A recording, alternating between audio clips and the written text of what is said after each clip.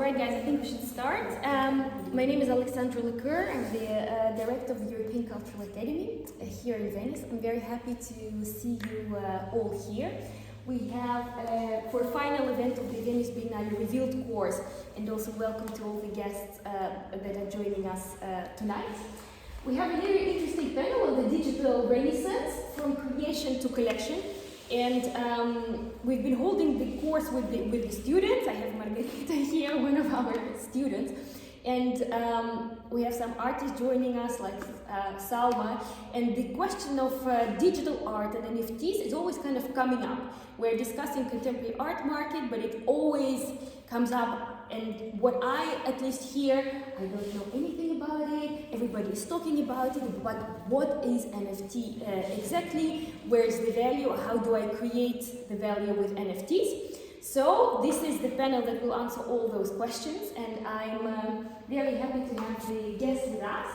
We have Carrie Able. I will ask all the guests to do a short introduction of themselves. So Carrie, will you start with yourself, and then we go with our guests. Sure, thank you so much for having me. I'm a multidisciplinary artist, very excited to be showing here with the European Cultural Center. And I work with XR, new media, painting, and try to bridge the gap in all old new media and new media. So I see that as very much like what we have right now, this beautiful palace and these modern red chairs is like right up my alley. So very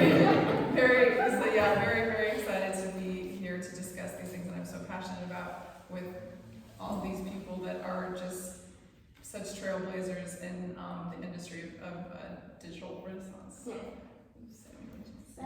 my name is Sam Light. I'm a curator and also an artist working with new media. My background is primarily in photography, and that interest sprung from an interest in the technology of photography. And over the last few years, I've pivoted that to be more of an interest in extended reality technology and the future of cryptocurrency art. And I'm so excited to be here with this amazing team, having helped Carrie curate her exhibition on view in Palazzo. Thank you.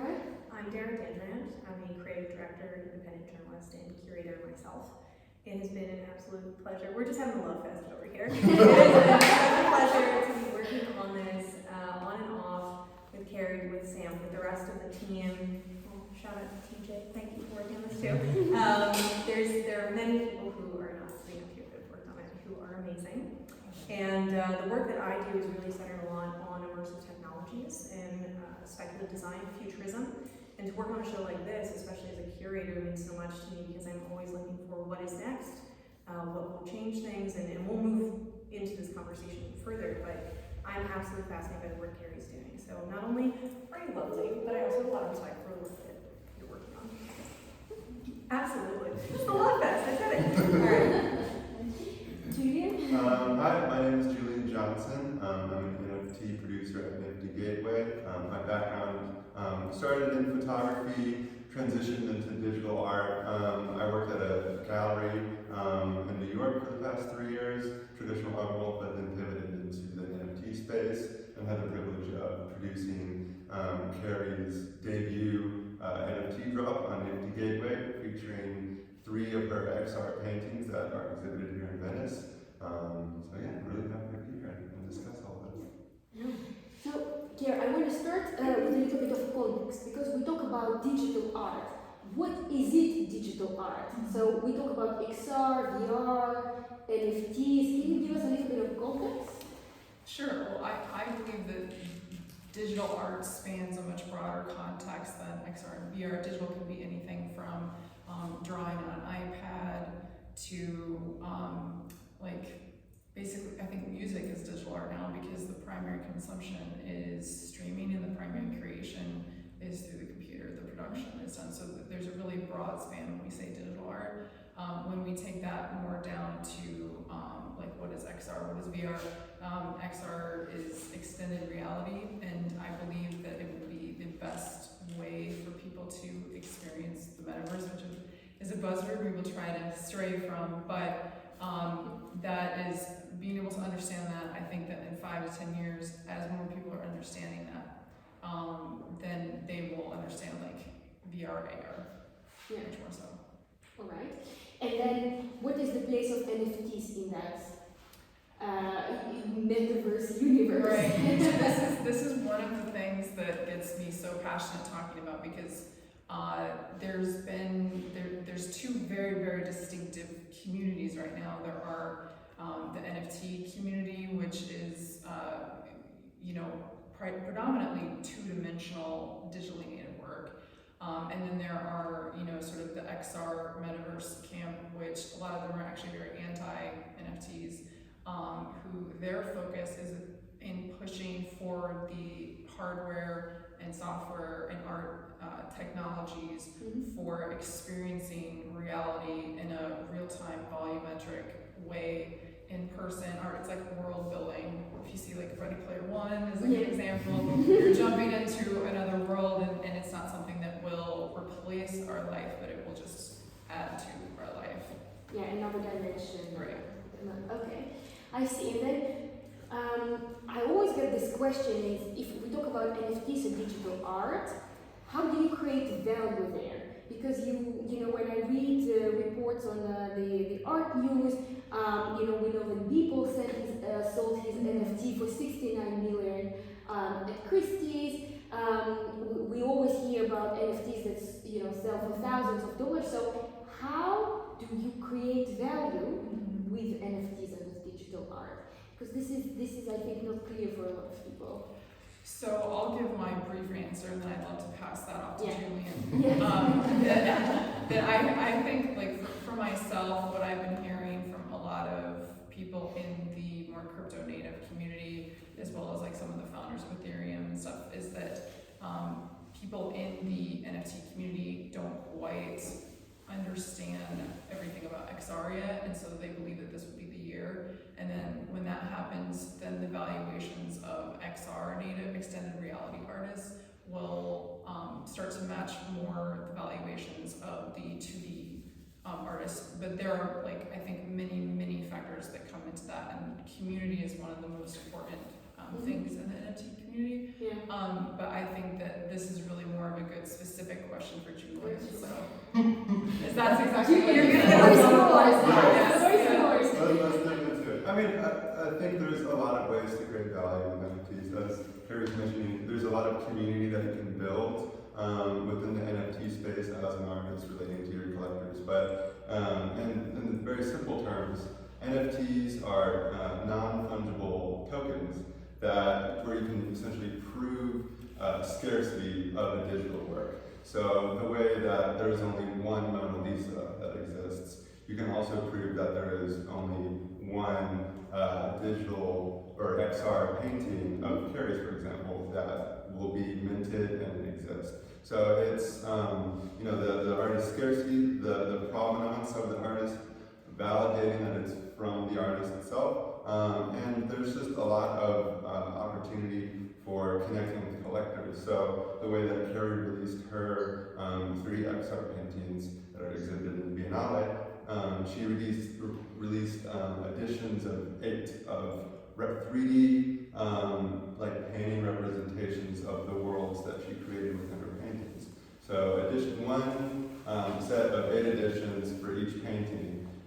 She was able to sell all those, sold out auction last week, and on June 20th, a few months out, one random collector who collected one of the editions will receive the one-of-one 3D file of the original painting. So there's ways not only to build excitement and longevity with your community, but also the provable, traceable scarcity of the artwork. Yeah. So a very simple question. So you mentioned Mona Lisa. So imagine that I'm in Louvre and I see Mona Lisa and I take a picture of it and I own a file. So I can print it, put it on my wall, I can put it on my Facebook feed, I can share it with my friends. So what is the difference between the file that I own of Mona Lisa, owning the Mona Lisa, and having an NFT? So the NFT can be traced back to the artist that released it. So you have a work that is minted on the blockchain. It's a public ledger where anyone can look and see who created the work and who owns the work, all of the sales history, everything there. If you take a photo of the Mona Lisa, you're circulating the imagery, so you're adding value to more people being able to see it, but there's still one original piece. And it's kind of difficult to wrap your head around, but since digital imagery is so replicable and can be shared very quickly, but NFTs are ways to prove and verify that this is the original artwork. I'd love to take a stab at that one too, because I love this example. So I do love using the Mona Lisa example because I was trained as a portrait artist, like a traditional Renaissance portrait artist. So what I like to say is, because let's compare the media, right? I could make a exact copy to the point where you could not tell the difference.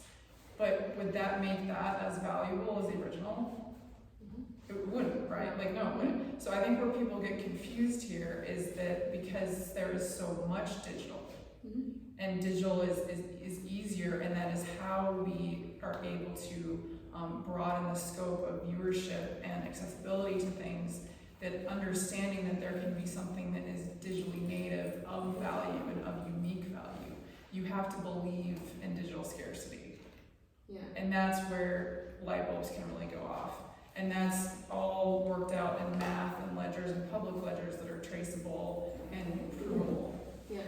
So that's the difference to me. And Sam and Darragh, for you as curators, we're talking that there are a lot of digital art, but there's scarcity. You have to believe in the scarcity. So when you curate projects, how do you choose the work? Is it based on scarcity? Is it based on how do you curate it and show the digital of the digital art? Well, I think for me, it always comes back to experience. And so you can, in many ways, collect an experience. So you can go to the Louvre and you can photograph the Mona Lisa, and you're collecting the experience you had of engaging with that priceless artwork. But as a curator, you're trying to dictate and drive the experience for someone else. So if you're producing a collection of works together, you're creating a narrative around that.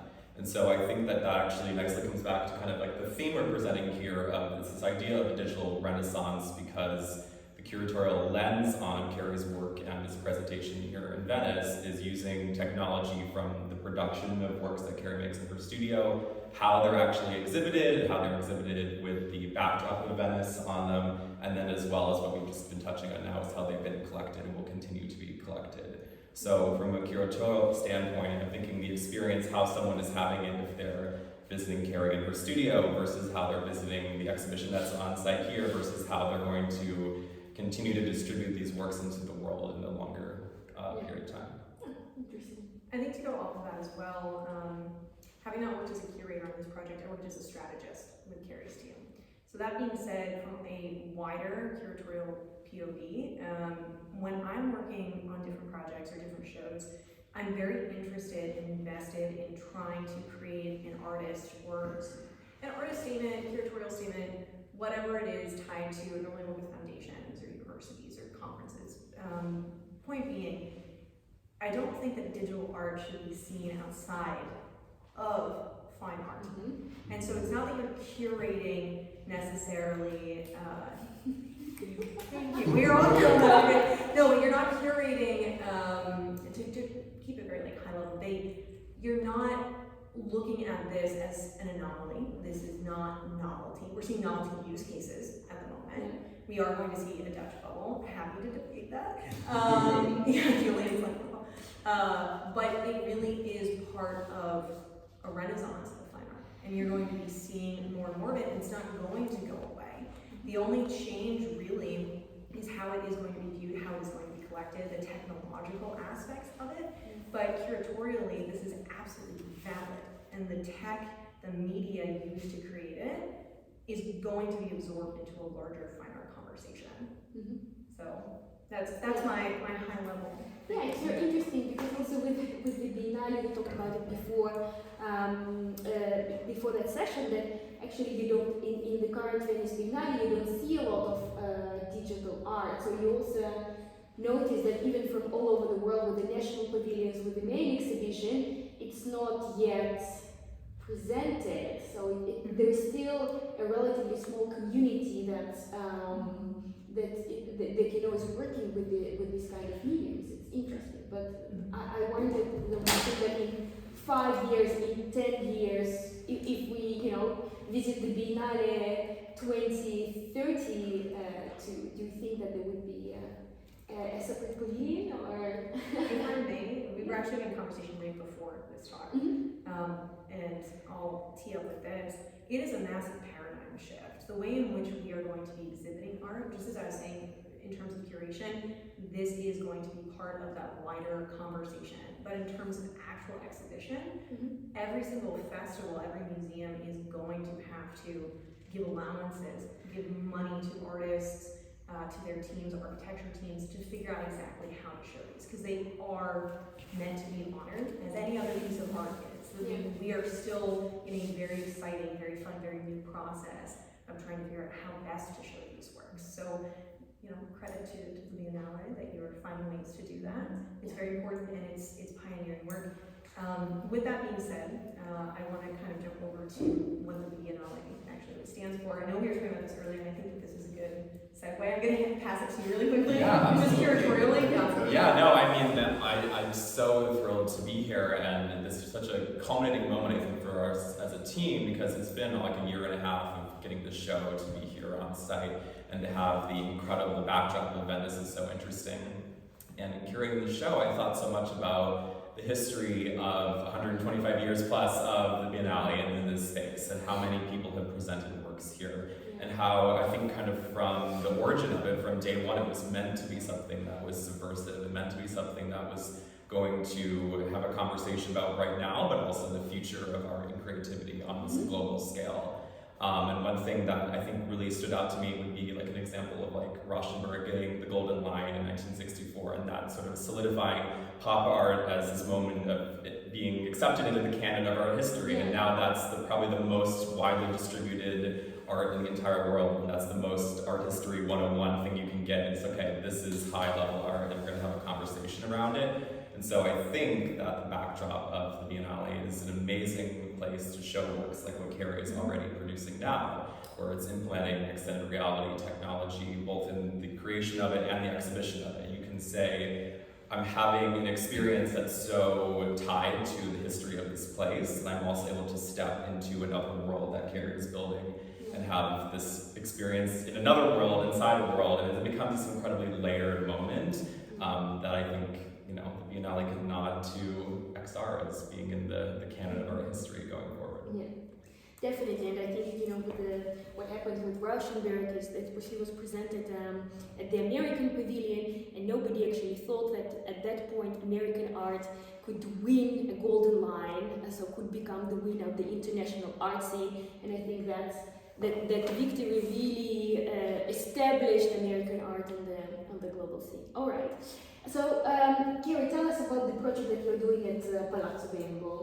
Oh, sure, and I'll take us through some of the works that are on view there as you speak on. I also had kind of a segue from what we were just speaking on that we were discussing earlier as well. I said to my team that envisioning 5 years from now exhibiting my work at the Biennale, and nothing would make me more excited than to have young artists come up to me and say, I saw your work in 2022, and I bought a Quest, I started researching NFTs, and I really dove in, and now I'm showing here and I'm doing this or whatever. So I see I don't just hope for that, I see that. I have a vision of that, and I know that that's why what we're doing is so important, because it's the future, and we're at the cutting edge of bridging these worlds. And so I think part of why all of us are so passionate about this is because this isn't just about me, it's about showing the future of what's possible and inspiring all artists, not just artists that look like me, but people that don't necessarily fit the canon of what is traditionally a successful visual artist. So yeah, and also for young artists, I think it offers a new way to establish themselves, and they will be much more independent from the gallery. They will be much more independent from the art fairs. And we were at the opening, at the preview. A lady came over to Carrie and she said, that my daughter is studying to become an artist. So can you say something to her? I got very excited. So for the people who were, who just want to start making their living with art, but they don't know how, because we all know that the art world is kind of highbrow and quite closed, and it's very difficult to really understand how to find your place if you don't have the connections or the background, or you don't have the funds to work for 2 years as an intern in a gallery somewhere. It's quite difficult to break in, and I think. Should I tell them what I yes, told them? Yes. I'll keep it brief, but what I said in the video to her daughter that she filmed me, I told her that this is the most exciting time to be alive, to be an artist working, because the entire world is going to change in the next 10 years. Mm-hmm. And you can make whatever you want. You can be completely independent. You can create digital works. That we're going to see children in developing countries that only have a smartphone and an internet connection being able to help their family financially because they're talented, and that's it. And we're going to see in 10 years from now, parents actively encouraging their kids to be not just doctors and lawyers, but to be artists, because it's actually possible. And then this is why I believe this is digital renaissance, because when people believe that they have the chance for success, not just critical success, but monetary success, then they will have more support, and they will have the support of their family and of their communities. And so what I was, telling her daughter was just go for it. Your luck is being alive right now in this moment and wanting to be an artist, and this is all going to change, and it's only going to get better. So you have a background in photography. What kind of skills did you need to really make the transition into artist? So I have more of a background in portrait art, where I did take photos as reference for the portraits, but then after about 10 years of doing that, then I got more into doing my own oil on linen work, and then did my first sale of a commissioned piece at age 14. So I was doing that very young, and then I was, I think, 21 when I sold my first original that was just from my brain, and that was where I kept pushing myself. It was for my own emotional, and then I think this has just been, my work has just been a natural trajectory, and maybe the last 5 or 6 years is when I started getting into music and XR and poetry, and really just blending as many genres as I could. And I think that this show is a great amalgamation of all of my different outlets. And Sam and Darragh both know and Julian, everyone up here knows very well that I have so many ideas, and they have to wheel me back down and be like, okay, well, what can we actually do with the amount of time that we have? So we did this fully immersive. These are all hand painted. It took me 2 years to do oil on linen, and they have augmented reality features that trigger from a custom app that I've been building for the last 2 years. Can I interrupt to also say each of those pieces, I asked Carrie the other day how long they took her, and they're taller than she is. Mm-hmm. Carrie is very tall. How tall are these pieces? I think 9 feet. 9 feet? Yeah. And then how many? It was 2 years? No. About 2 years. It was about 2 years? Yeah. So these are huge pieces that you can actually engage with, and not to interrupt, but I wanted to give context. They are life-size, you are interacting with them, and then there's these interactive components that take you even further outside of just being present. I'll pass it back to you, but I wanted to kind of paint that picture, if you will. Yes. But yeah, so the photos we have here, I mean, this is one of the things that I'm very excited about. For example, I'm so honored that my brother is bringing his nephew to see the show in a little over a month from now, and he's 6.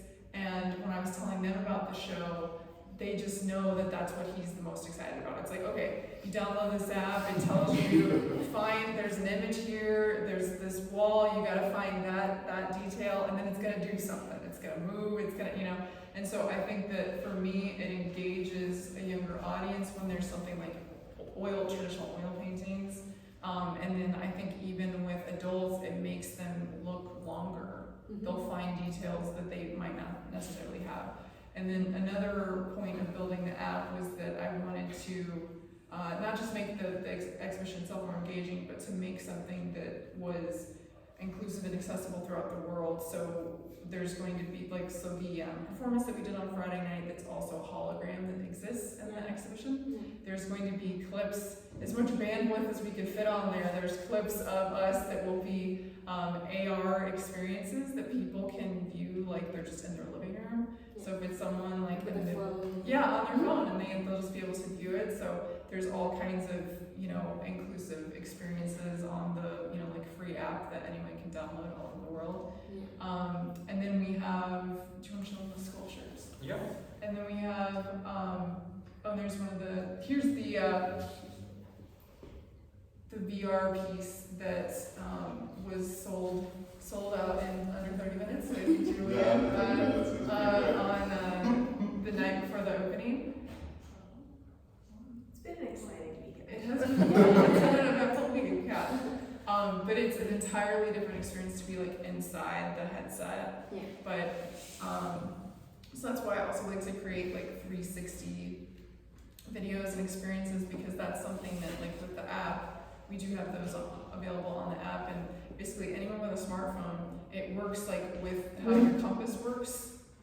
It'll be able to, you can like move up and down, and it's just like one point trigger. So with the app, people will be able to see these in a fairly immersive way for the fact that they don't have a headset. They can kind of look up and down. So that's something that's really important to me. Of course, it is by far the best to do it on the headset.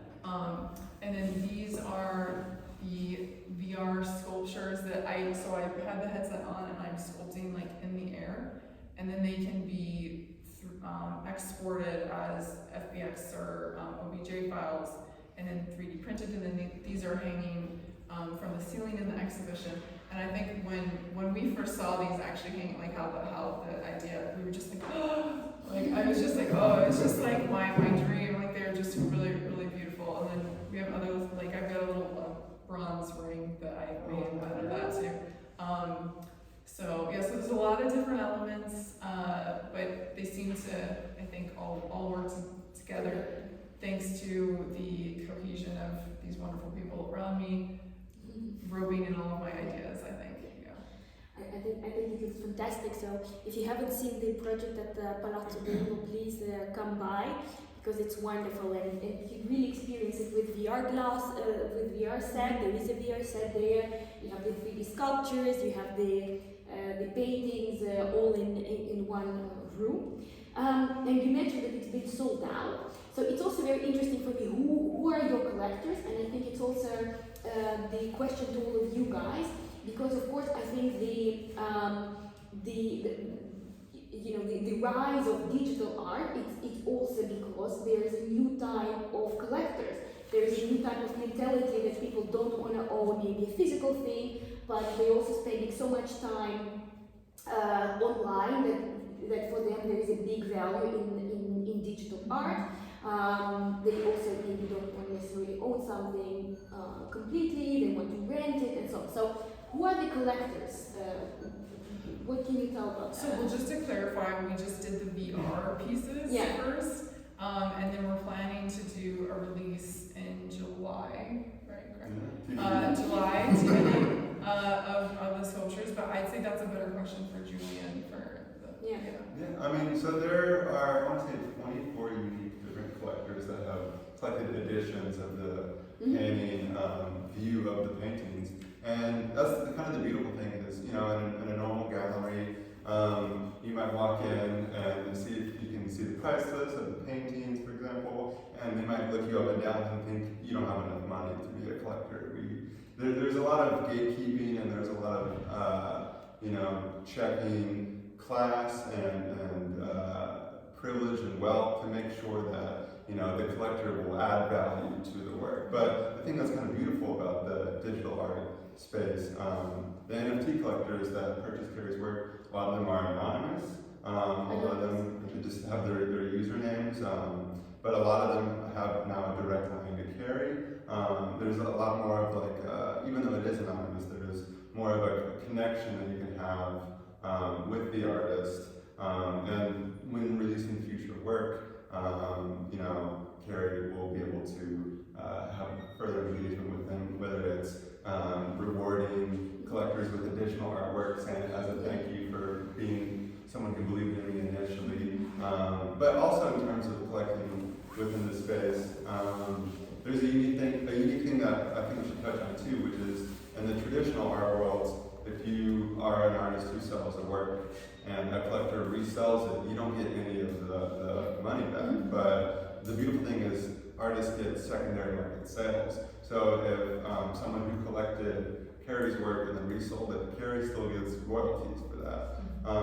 So could you explain why Carrie gets royalties? So how does that work? So it's basically coded into the NFT itself before it's minted and released. We say Carrie gets X amount of royalties back with each resale on the secondary market. So Carrie could be, you know, funding her practice with this initial release far, far into the future if the works keep reselling, which is another huge way that artists are being supported in this new space compared to the traditional art world. Yeah, so this is also a way for artists to really have control and get revenue from all the secondary market as well. So every artist could choose how to sell their work and resell their work. Yeah. Amazing. And for you, like, what kind of collectors you're usually working with? Like, do you have, you know, in your community, what kind of people? I would say just the beautiful thing about the NFT space is that people who are collecting in that are collecting from like a community mindset. So it's about supporting an artist, and I think that the works on view in this show represent that there's a whole broad spectrum of people who are collecting art right now, and so you can collect physical oil paintings and install that as a massive installation piece in your home, or you can collect a digital tokenized work that will be released throughout the rest of this year and have that if that's your point of entry into Carrie's work. So I think that her show and this work is just actually broadening it to a whole different type of collector base. Carrie is multidisciplinary artist, so I mean you have a lot of skills and a lot of experience. But for let's say more traditional artists that studied in an art school and university, and they want to enter the digital world, where to start? Because I think a lot of people are lost. Where do I start? Do I need to learn how to code? Do I need to take a course? What are the first steps? So you know what I would say, like the very first thing here would be, if I would give two steps of advice, I'd say do what feels natural to you. Like if you're not really a sculptor and you're more of a painter or a sketcher, I would say get an iPad with an iPad pencil, start sketching, making creations on that, because 2D is very, very well respected in that space. If you're someone that is really, really excited about getting into XR, I would say right now, hands down, a Quest is the best way to go. And then there's a lot of either free or very affordable programs for sketching. Much simpler than people think. It's just not that difficult. And so I would say those would be the two hardware buys I would do, depending on whether you want to go more 2D or more 3D. And then the next thing I would say is to get a Twitter. I know Twitter isn't cool to a lot of Gen X, but get a Twitter and find like people that, I might just start posting like people to follow or something, but follow all of us on Twitter. There's a collector called 888 that posts really great stuff. There's really great, Dave Krugen's a friend of mine that I really trust anything that he says. So I would say basically find like maybe 5 or 6 accounts to follow that you trust, and then see who they trust. And then listen to there's something called spaces, you can listen to audio. Yeah. And I would say, honestly, do that for like 2 or 3 months. Don't do anything, 2 or 3 months.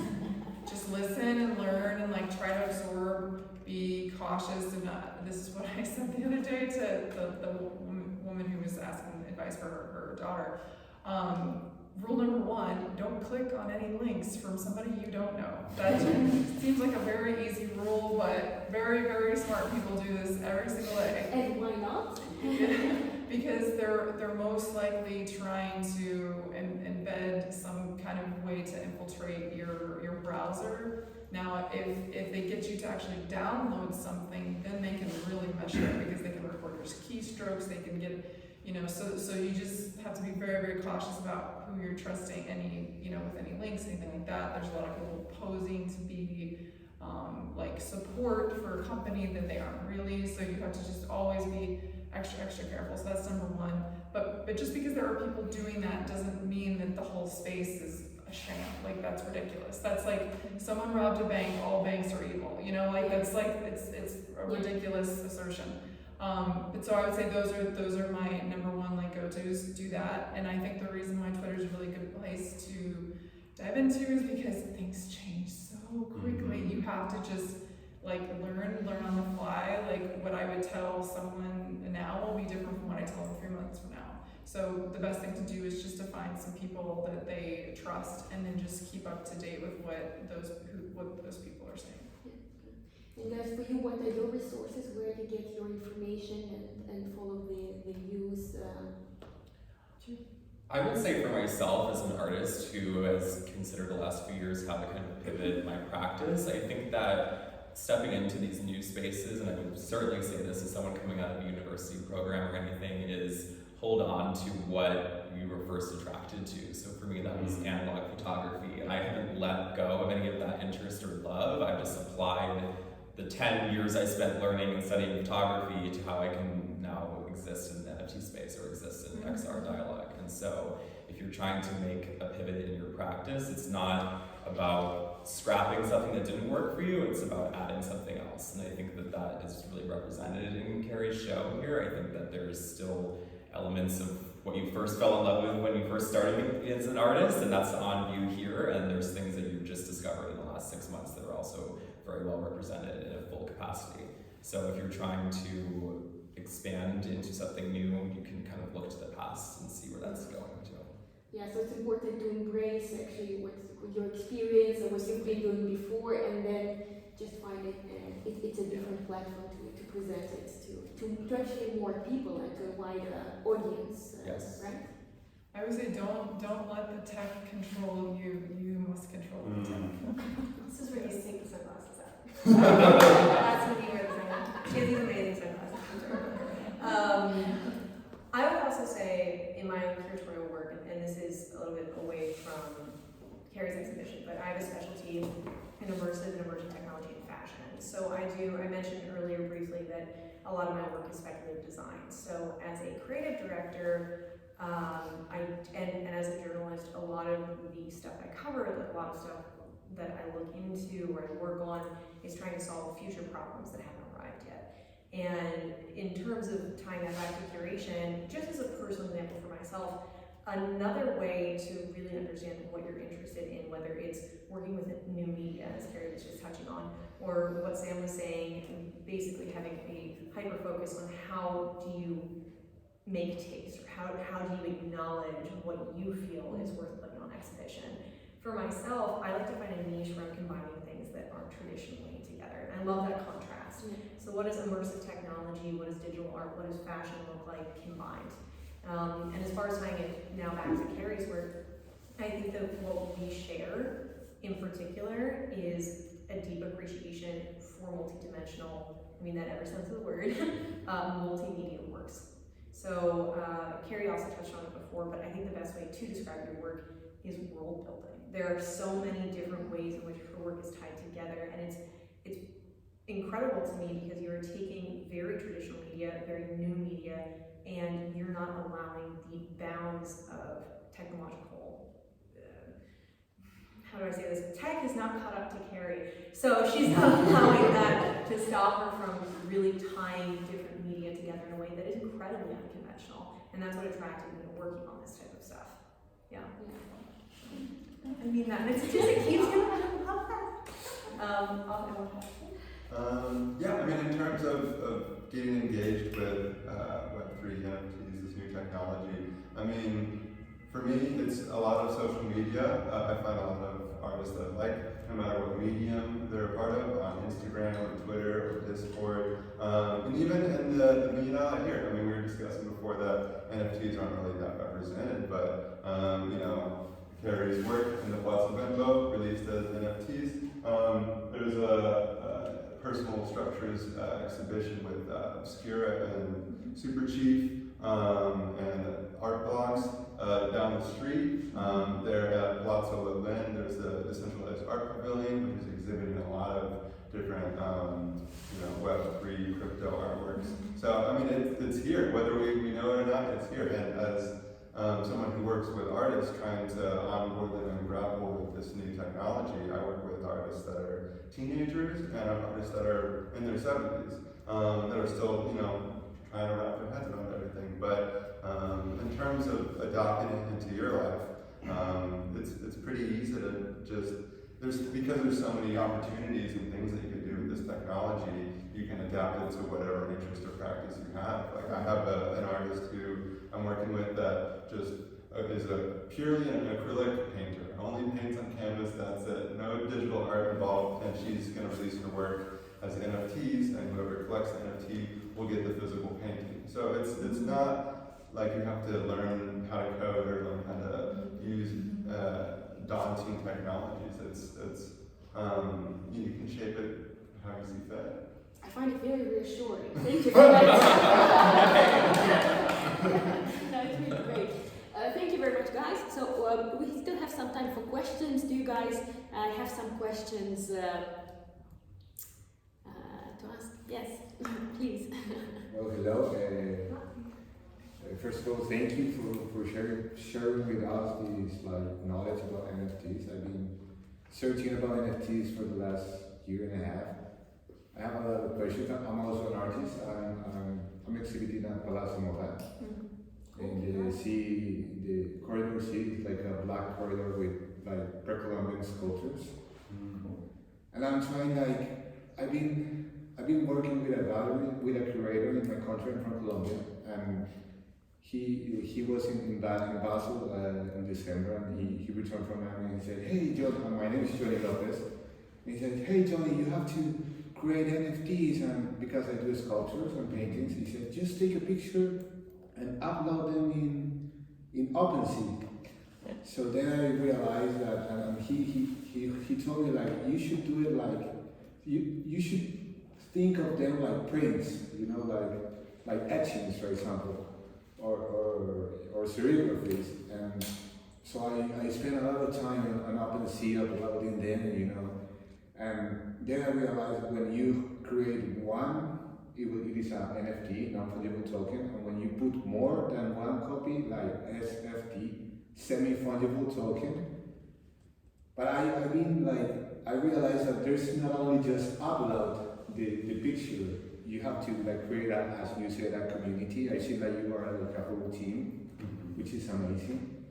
But my question is when you're going to make the drop, that's where I don't know what to do, you know. I upload more or less 90 pictures, but I don't know how to sell them or where should I start. You said Twitter, the guy also from Bill from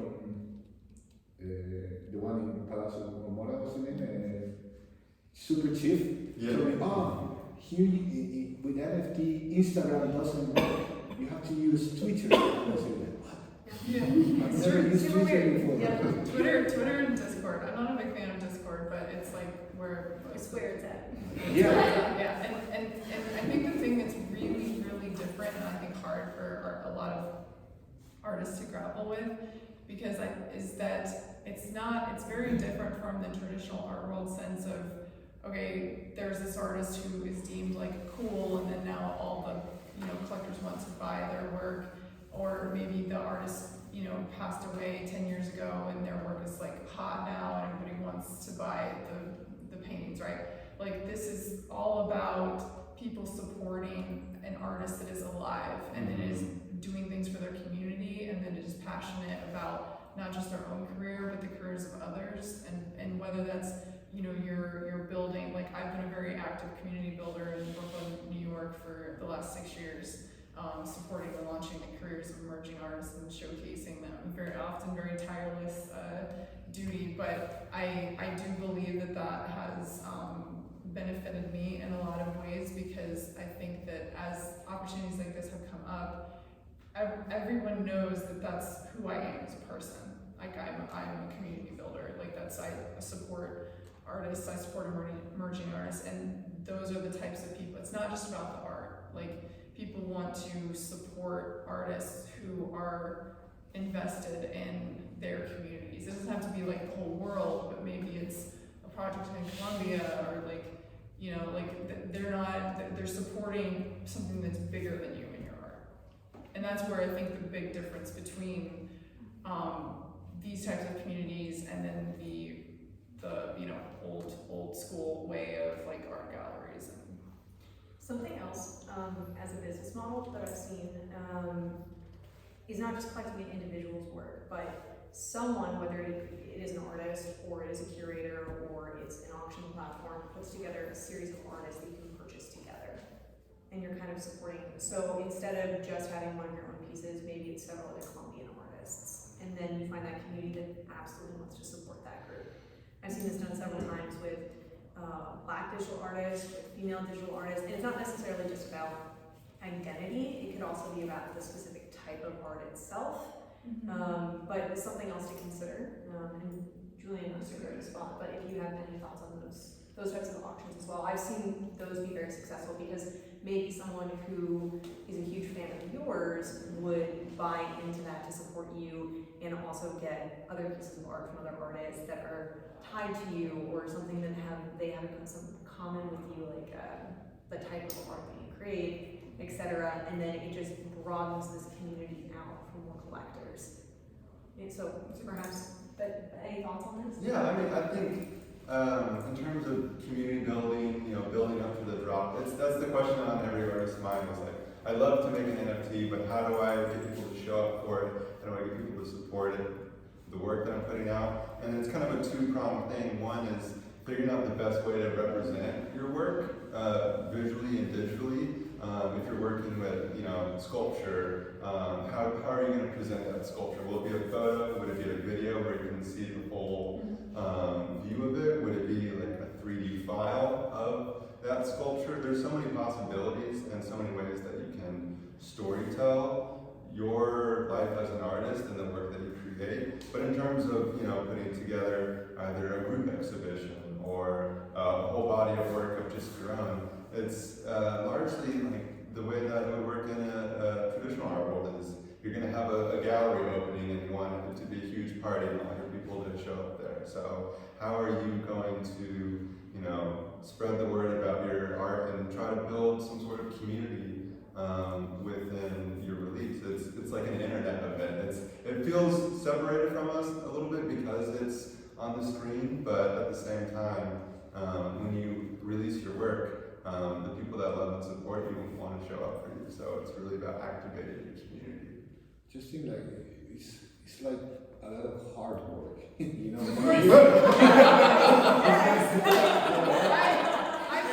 working like 16 hours a day for since I can remember. So I love it. I love everything that I'm doing. Like behind you, there's this whole team.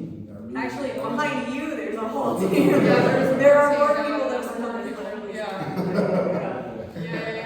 But it is an interesting point of view, because I think a lot of people see maybe digital art, and I'm sorry to say, but it's kind of extension of social media, and people who are not creating content for social media, they don't understand how much hard work goes into it. So it also feels that it's somehow lighter or easier, which is of course not true. I think a lot of people do not realize. I think that's a really yeah.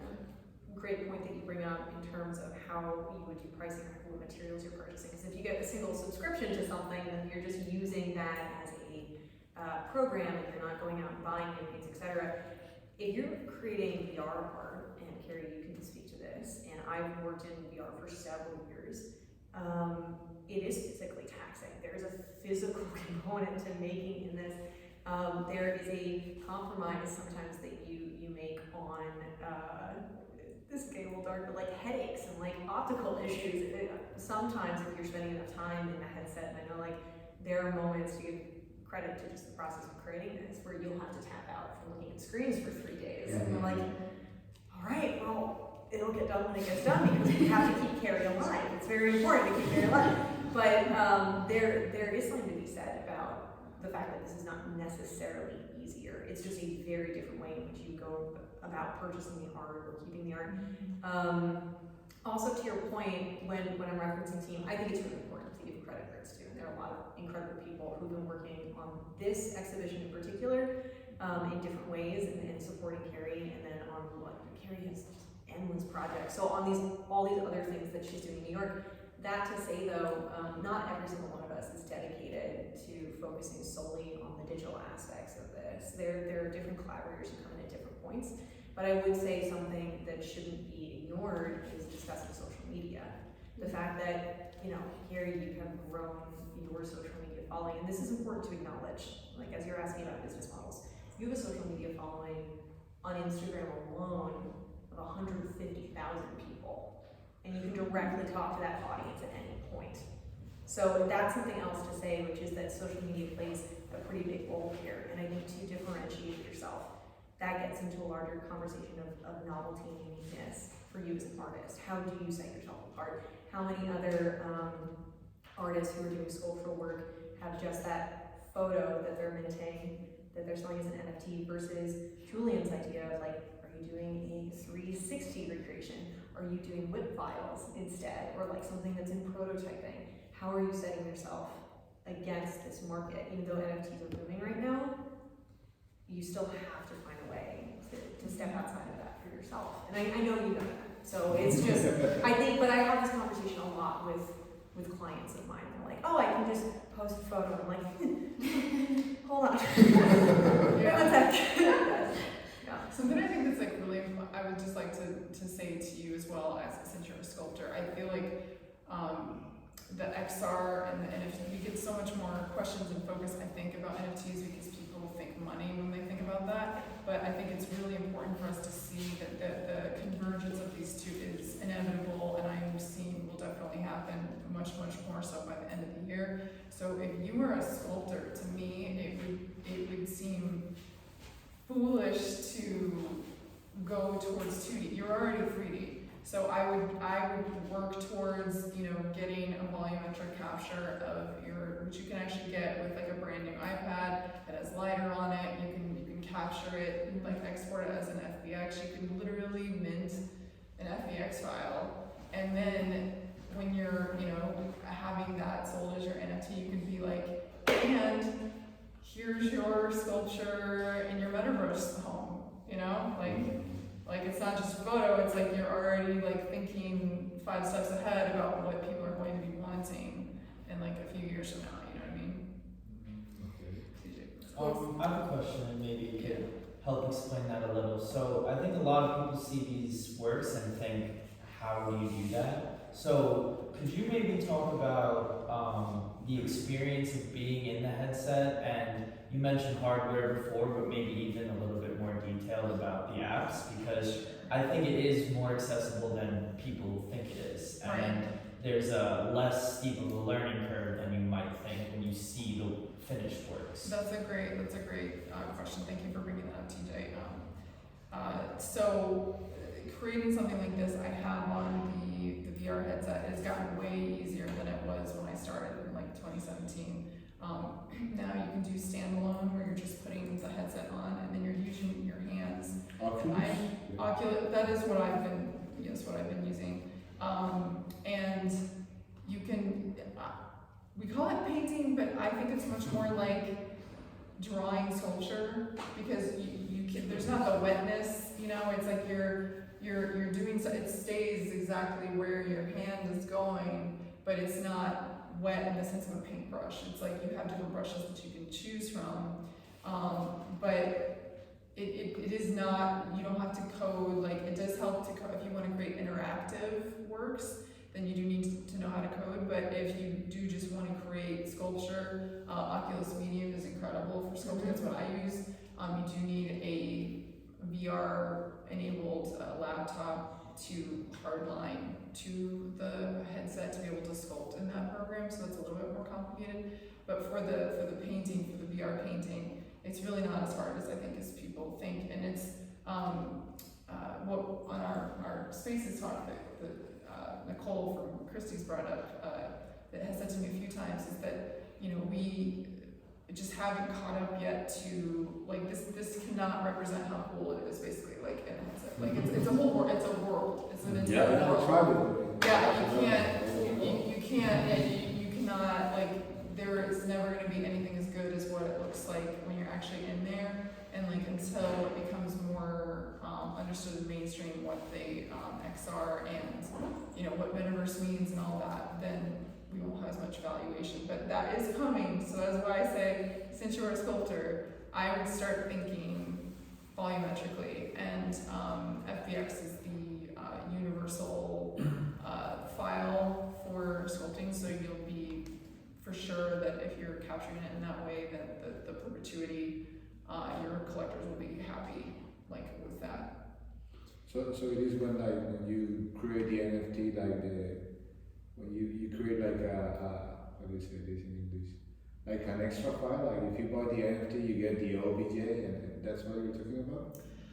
No, so you could actually mint the FBX file. OBJ is good, but it's not universal, so I wouldn't mint that. I would mint what the universal file is. You can convert the OBJ to an FBX and then mint that, and that's what I would tell you to do. Okay. Another question. Sure. This experience you create with these, it could be considered like a metaverse, like a tiny metaverse. So okay, I'm gonna have to. All right. Okay, I get real. Okay, when my number one thing I say when people ask me this question is there should never be an S at the end of metaverse. There's only one. When you think of metaverse, think of internet. And if it would be weird to say that sentence as internet, then it would be weird to say it as metaverse, because there's only one. When you think of different worlds, think of it as they're virtual worlds that exist within the metaverse. And the metaverse is an extension of the internet that exists volumetrically, dynamically, in real time. That will be, 10 years from now, our kids that are born now are going to be looking at photos of us from 2022 and being like, why is everybody like this all the time? Why don't they look up? I just want to bring up the contact lenses. No, I'm not going to. But the point is, we're already in it. There's a lot more that still needs to be built out, and the technologies that we're using now, which are incredible. The fact that we can all be in communication all the time, this has broken down language barriers, finance is completely different, etc. We are just at the very start of what the future is going to look like, but it's rapidly coming. Those conversations are happening now, which is really exciting because I don't have to sound like a crazy person when I visit my family anymore. We have a basic understanding. But people care what we're talking about now. Listen, they don't walk away from us. It's been so many years. When did you feel it?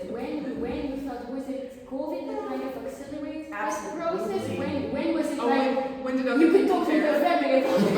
No, I would say just my brief answer, and I think all of us would have probably like a similar response, but for my answer, COVID absolutely accelerated that. You have all these brilliant technologists that were suddenly stuck at home doing a lot of work, and that's a lot of independent creators, independent artists, and independent thinkers. But separately, suddenly, all of us were detached and lost 2 years of what normal community looked like. And the technological advances from science to communication onward have just exploded out of necessity. So a sad but very real silver lining of the pandemic has been the push that has absolutely changed the landscape for this industry. And when I joke about my family not understanding what I do, I think one of the most beautiful things about working in this community is that it's still very niche, like working in immersive technologies in whatever capacity, but at the same time, it's so tight of visionaries who are really trying to build what the future looks like. And actually, to quote a former colleague of mine I worked with a few years ago when I first entered the industry, he's like, I either can move toward the future or I can build it by the time it gets here. And I think that all of us share this desire to have our hands on new tech, be making decisions about what is good art versus bad art, what does it mean, like different best practices in the industry, etc. But I think that that's actually a really good question for everyone. Like, when was that moment that you felt the seismic paradigm shift that everyone knows what we're talking about? Yeah, but it also becomes more mainstream in that sense, right? So, I think that people listen more, not just from I think the pandemic had something to do with the push forward with NFTs, which then when that started making headlines, when of course the Facebook announcement, I think when you have, unfortunately people listen to headlines with money. That's what it is. So then things that I've been talking about for 5 years, all of a sudden people wanted to actually understand and they were not open to it at all before that, like literally just walk away. So I think we're just very excited to see this happening, and these are things that it's not like it hasn't been happening. I mean, the first version of Metaverse was like the mid-90s. People have been building this for years and years, and I have to just tell this quick aside of that. So during lockdown, I was like, I'm so happy that I'm a VR nerd because I can still go to VR gatherings in my apartment, and like I went to, there was like a little VR presentation I did, and there was a post party in this, it was like a flying art world, and I was talking to someone who I hadn't met in real life before, but we were really hitting it off. We're levitating in midair, he had blue skin, and then someone flies behind me, and like literally flies behind me, and it goes, oh, are you guys talking about Darragh? And we were like, oh yeah, and then they were like, oh my gosh, I know her too, she's just amazing, isn't she? And so then we're all levitating, talking about Darragh, like during lockdown, like someone in Colorado, like someone in London, like someone in Brooklyn, like so like the fact that I think that these things, and when you leave those, you have the very same sense of like, oh, I just went to a party. Like I talked to people, like I had these interactions, like there's spatial audio, so there's like someone behind you, but it's even better because you can like fly and you can, like do other things. So like these things have been already happening for years, and we've been so excited about it. So it's just so wonderful to see everyone else being excited about it. And and I think what this panel is about, and I think one of the things Sam and I have been striving for is to really have this commingling of the crypto and XR spaces, because they're still very, very much separate. Well, thank you very much. I think it's a wonderful note to finish that, guys. Thank you very much for attending. Everyone who has been online with us, here you go, guys, online with us as well. I am super excited about the future, and I think it's coming much faster than we are all. It's really happening right now. So our next panel will be avatars and co-creating work together, because I think this is also a very important aspect of building community and doing something together.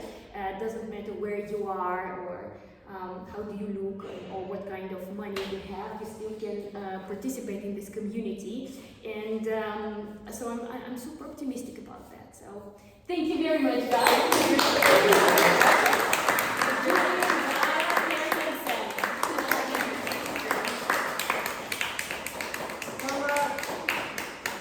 Please come be nerdy with us and check out Carrie's exhibition while you're here.